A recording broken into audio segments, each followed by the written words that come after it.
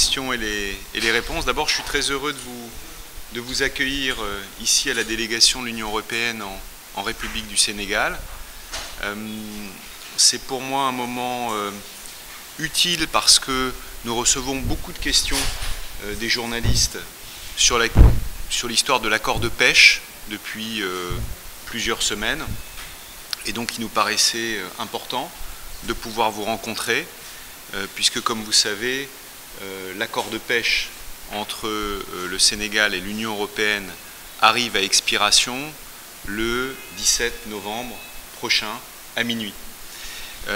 Et donc c'était évidemment l'occasion de pouvoir vous rencontrer et répondre aux nombreuses questions que vous avez sur cette question de l'accord de pêche. Alors je vais dire quelques mots peut-être un peu génériques pour introduire le point de l'accord de pêche et pour rappeler que ces accords de partenariat dans le domaine de la pêche durable, l'Union européenne en a développé 14. Ce sont des accords qui ont un volet économique naturellement, mais qui ont un volet aussi social et un volet écologique, environnemental, gouvernance des mers par exemple. Je crois que c'est important de le rappeler parce que l'objectif de ces accords, c'est de pouvoir garantir l'exploitation durable des ressources. Et on sait que c'est une priorité pour le Sénégal, c'est aussi une priorité pour l'Union européenne. Ces accords sont naturellement transparents. Cet accord, il est public, il est connu, vous pouvez y avoir accès. Et ça, c'est aussi un élément qui est important. Deuxième élément important, ces accords de pêche, de partenariat et de pêche durable sont des accords qui ciblent exclusivement les stocks excédentaires de poissons. Je crois qu'il faut le rappeler, c'est-à-dire que cette pêche se fait sur la base d'avis scientifiques.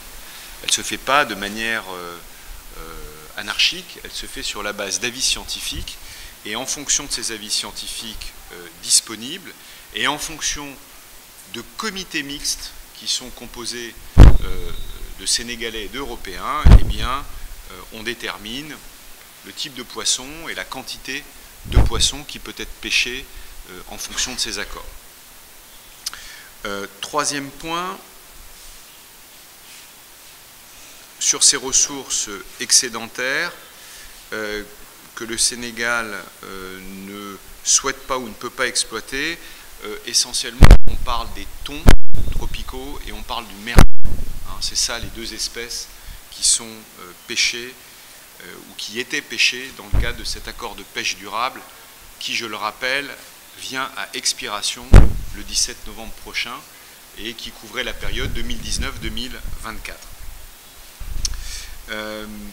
Sur le volet économique, il faut rappeler que donc, les ressources qui sont exploitées ne sont pas celles que cible habituellement la pêche artisanale au Sénégal. Ce sont des ressources différentes. Ensuite, il faut rappeler qu'il y a un certain nombre de créations d'emplois qui sont liées par ces accords, puisque ces accords de pêche durable nous obligent, ça fait partie des accords qu'on a développés avec le Sénégal, mais aussi avec d'autres pays, à avoir à bord des marins qui soient des marins ACP. En l'occurrence, au Sénégal, comme les marins sénégalais sont très réputés, ces bateaux embarquent des marins sénégalais et travaillent avec des marins sénégalais embarqués. Alors les chiffres sont, d'après l'accord, au minimum 30% des marins, mais en fait, je comprends qu'il y a beaucoup plus de marins que ces 30%, donc on doit tourner autour de 50-60% de marins sénégalais qui pêchent dans ces bateaux.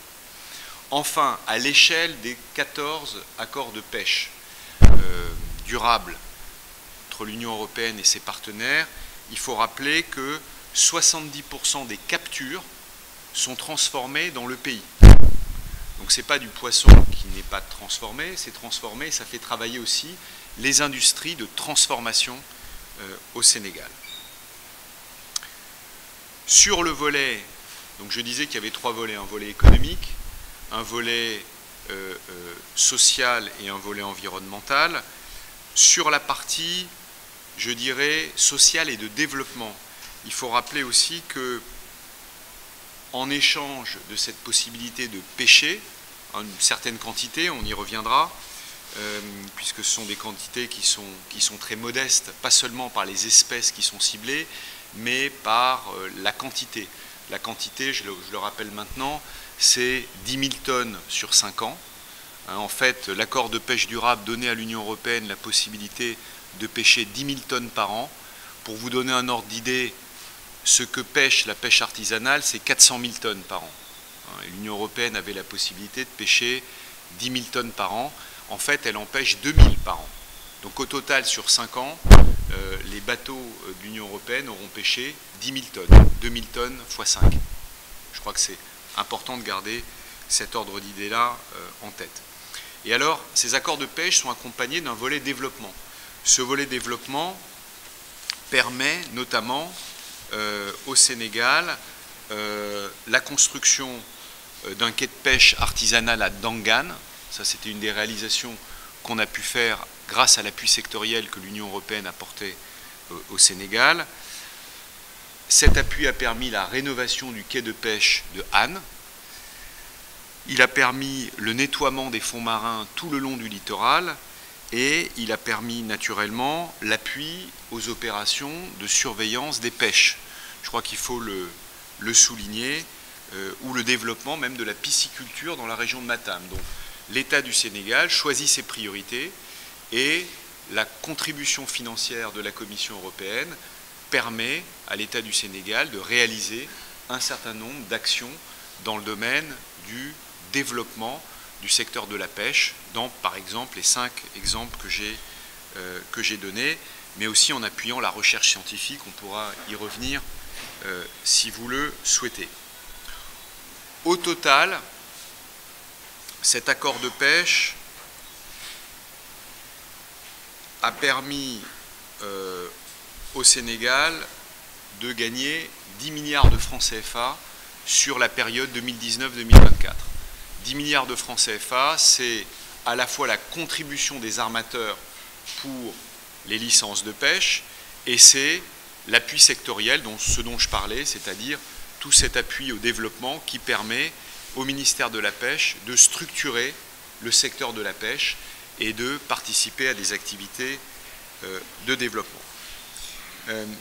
Voilà essentiellement les points introductifs que je voulais faire, parce que je sais que vous avez beaucoup de questions et je suis prêt à y revenir. Je vous laisse la parole.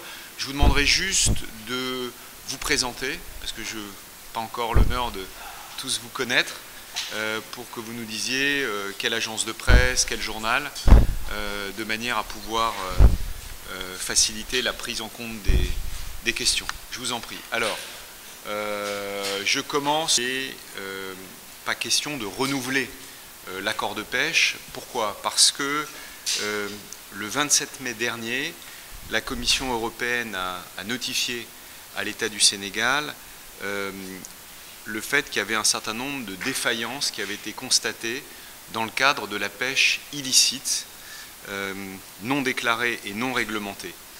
Et quand la Commission européenne notifie ce genre de décision, automatiquement, les accords de pêche ne sont pas renouvelés tant que la lutte contre la pêche illicite, INN, tant que des progrès n'ont pas été enregistrés dans la lutte contre la pêche illicite et non déclarée et non réglementée. Donc il y a un lien entre les deux qui fait que, pour une raison de cohérence, simplement, il ne serait pas cohérent pour l'Union européenne, qui a une politique de tolérance zéro à l'égard de la pêche INN, de renouveler un accord avec des pays qui ont été notifiés de ce type de difficultés. Alors, quand on regarde la situation de manière plus globale, le Sénégal n'est pas isolé. Je crois qu'il y a eu 24 pays tiers qui ont reçu ce type de notification sur de la pêche INN. Et dans ce cas-là, qu'est-ce qui se passe? La Commission européenne est à la disposition, l'Union européenne est à la disposition de l'État du Sénégal pour travailler avec l'État du Sénégal s'il le souhaite, pour pouvoir trouver les moyens d'endiguer ce fléau qu'est la pêche illicite. Donc ça, c'est sur la question du non-renouvellement. Le non, pour répondre à la question, la seconde question, le non-renouvellement, ça implique que les bateaux européens qui travaillaient à l'intérieur de cet accord de pêche ne pourront plus pêcher dans la zone économique exclusive du Sénégal. Donc ça veut dire qu'ils pourront aller pêcher ailleurs, mais pas dans la zone économique exclusive du Sénégal à partir de dimanche à minuit. Donc ça, c'est la situation où nous en sommes. Je tiens à souligner que cette situation n'est pas exceptionnelle. Au Sénégal, entre 2006 et 2014, il n'y avait pas d'accord de pêche. L'accord de pêche avait expiré et il n'avait pas été renouvelé. Il a fallu attendre quelques années pour qu'il y ait des échanges entre les autorités sénégalaises et les autorités de l'Union européenne pour définir les paramètres de l'accord de pêche et ce que vous soulignez notamment, c'est-à-dire quel prix pour quelle quantité autorisée. Et ce prix pour les quantités autorisées, c'est une des choses qu'on discute entre Sénégalais et Européens.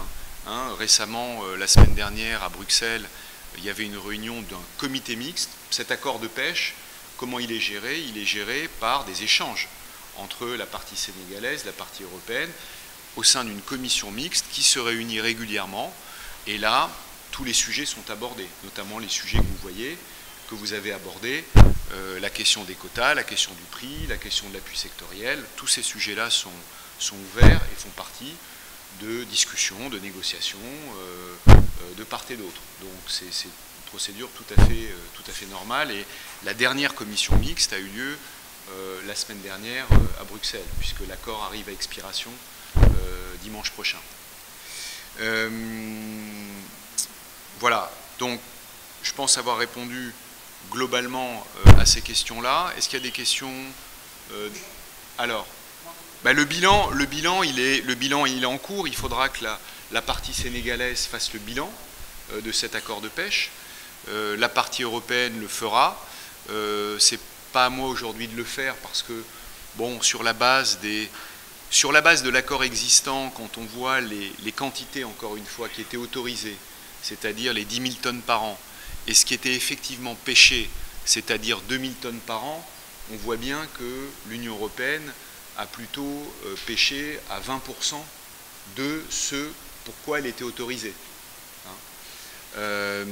Mais on a continué à appuyer le Sénégal, notamment sur la partie développement, sur la partie, tous les éléments que je citais tout à l'heure, le quai de pêche de Dangan, celui de la baie de Han, l'appui au comité de la recherche scientifique. Donc tout ça, on l'a fait.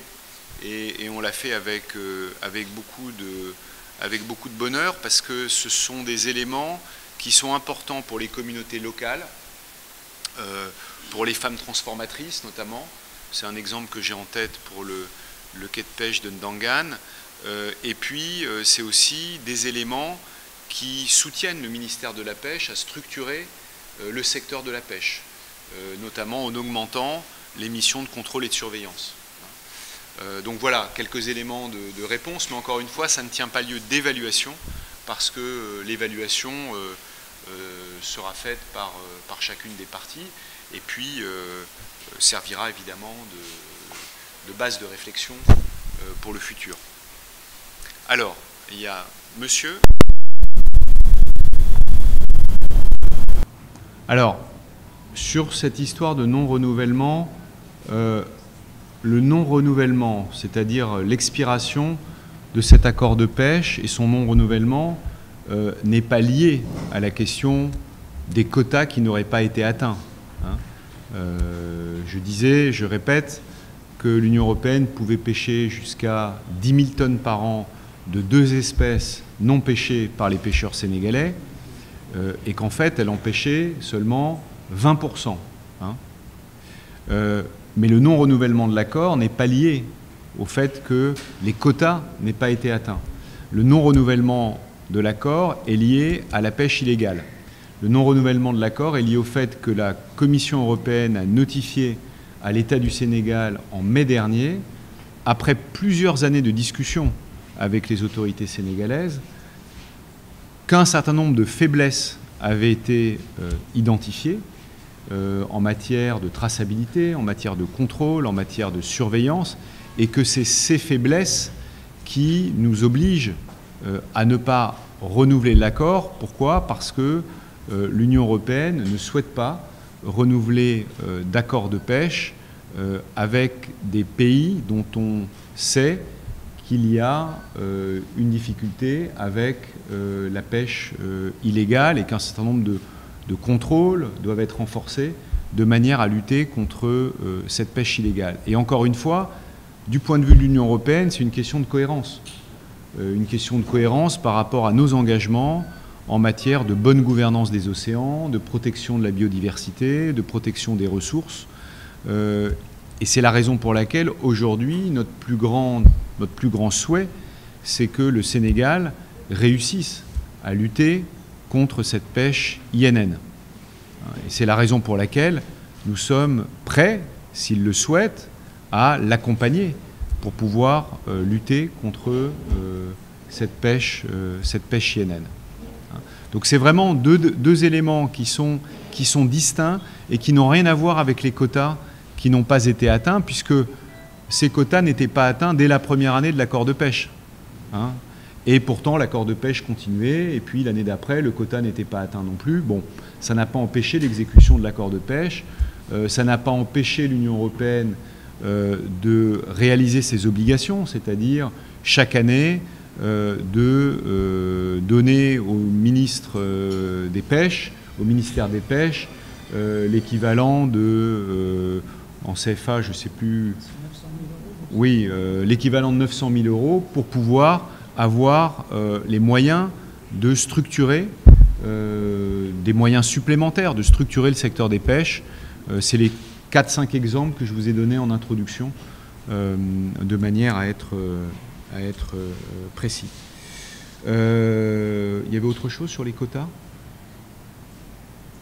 C'est ça, les quotas ne sont pas atteints. Et aborder les deux aspects de la question, c'est-à-dire que l'évaluation des stocks halieutiques sont menées à la fois dans le cadre des organisations régionales de gestion des pêches, hein, puisque les poissons ne connaissent pas les frontières, et donc il y a des organisations régionales en fonction des espèces qui donnent des avis scientifiques, notamment le cas de l'ICCAT pour la gestion des thonidés.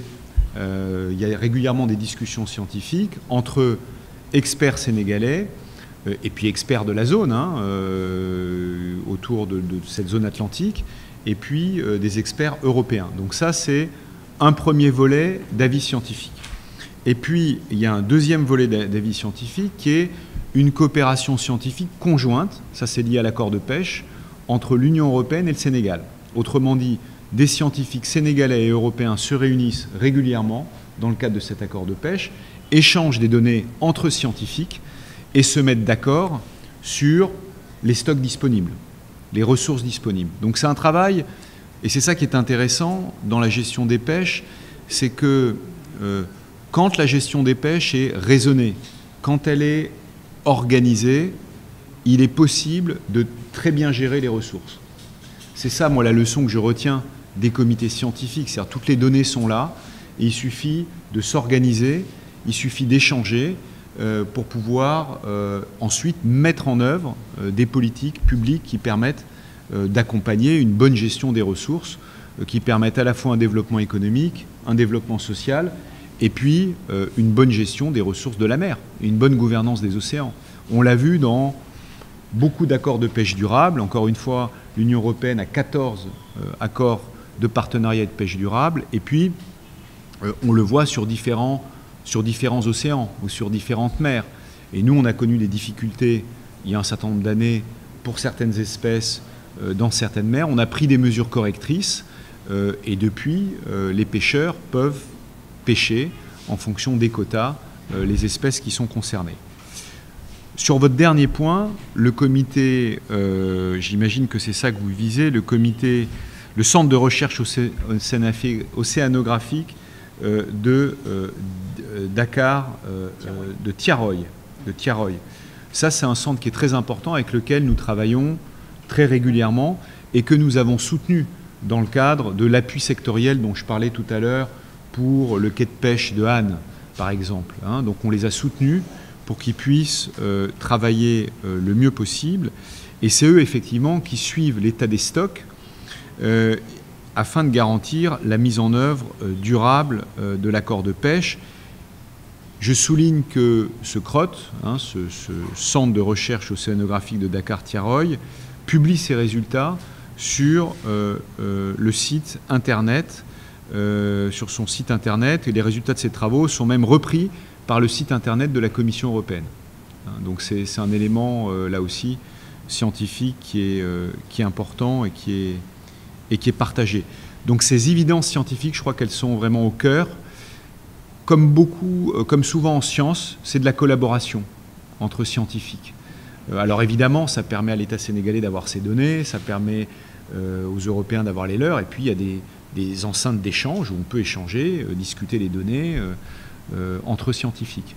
Mais ça, c'est une bonne pratique qui fonctionne bien à travers tous nos accords de pêche et qui permet d'assurer le renouvellement des espèces et le renouvellement de la ressource. Est-ce qu'il y avait d'autres questions? Oui, je vous en prie.